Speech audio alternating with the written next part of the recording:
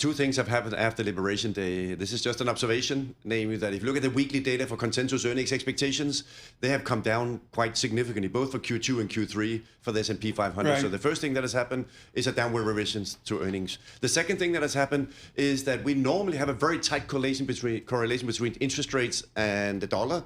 And that correlation actually also broke down after Liberation Day. So now the dollar is trading not so much on interest rates, but on other factors. Yeah, and Pacific Rim dynamics, we'll get into that later in the show, folks. Some of those currencies continue painful this morning. Jan Hatzius at Goldman Sachs publishes out on an inventory dynamic of 2% plus Q2 GDP. Do you see like a normal growth for this second quarter? What is very unusual about the second quarter is that we're coming from a place where we had significant front-loading of purchases among consumers, and we had significant inventory build among corporates, simply because people were preparing for April the 2nd, which happens to be the second day in the second quarter, namely when tariff, of course, began to kick in. So the conclusion is there are some fairly significant bumps when it comes especially to the inventory part of GDP and to the import part of GDP in the first and the second quarter. On the consumer confidence basis, we're seeing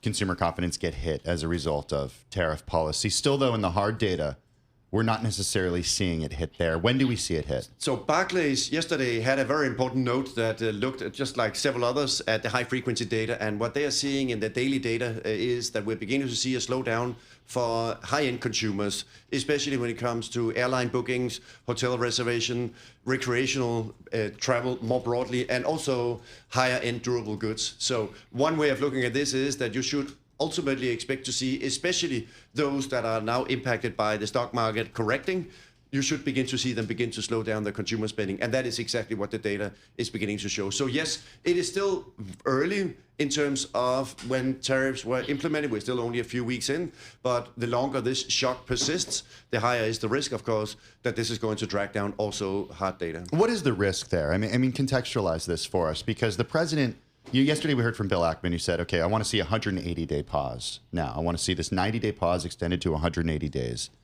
At what point, in your view, do you see the damage from these policies actually becoming something that's entrenched rather than temporary? Well, and that's a very important question, Tim, because what I think is going on is that companies are actually already responding to tariffs. And what do I mean by that? Well, if you look at the surveys from the regional feds, they are showing the new orders is collapsing. Excuse me. They're showing that CapEx plans are collapsing, and they're showing that prices paid are going up. This is the definition of stagflation. That means that there's going to be slower sales. Yeah. There's going to be more increase in prices. And this is happening on the corporate side. Consumers have not quite yet seen this, but it is coming, especially with the significant slowdown in the number of containers coming from China to the US. That means that the inventory will, in the next few weeks, in my view, we will begin to see empty shelves. I don't even know how we're having this discussion. Of course, if we get normally 30,000 containers from China coming in, and we no longer get 30,000 containers from China coming in, of course, we'll begin to see empty shelves in stores. As Tim mentioned, Tim Stenovec, folks, in for Paul Sweeney today. Tim mentioned there's a rationalization going on among elites over tariff theory. You and I read Ricardo cover to cover.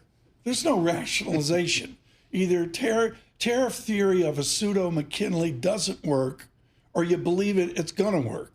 There's no in-betweeny, right? Well, and that's why, and in some sense, you could think exactly of this as in the model that you and I would have talked about for years, Tom, that if this shock is temporary, and if it lasts a week, we would all say, okay, this was a week, now we go back to normal. Right. But given this shock is 145%, and so far it feels quite permanent, we would say, well, it's permanent, you got to adjust to a new equilibrium. And in that new equilibrium, it will have the consequence that prices are higher and sales are lower. And it's a shift. Can I go nerd right now? Please, go nerd. For Paul Krugman, we're going wonk right now. There's a deadweight loss in this Euclidean calculus. Exactly. There's a shift.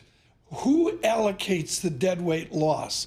Policy or brute economics? Yeah, so exactly when that dead weight loss has to be allocated, the very important, simple way of thinking about that is that, does that have to be allocated to firms taking a decline in their earnings?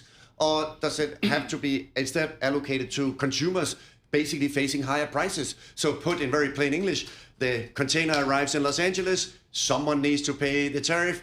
Is that tariff now passed 100% onto consumers? Is it passed 50% onto consumers? Is it only passed 25% onto consumers? So companies will take a hit on their earnings if it's not passed on 100% to consumers. So that deadweight loss, that cost of higher tariffs has to be borne by someone. And if it is not corporates, it will ultimately be the consumer. I mean, it seems politically companies don't want to be public about increasing prices as a result of these tariffs. So would you argue that at this point it looks like companies are going to absorb this, or they're going to try to pass it along to consumers in a way that's not necessarily prominent? So that's why one way of answering that question is to simply look at what a company is actually doing.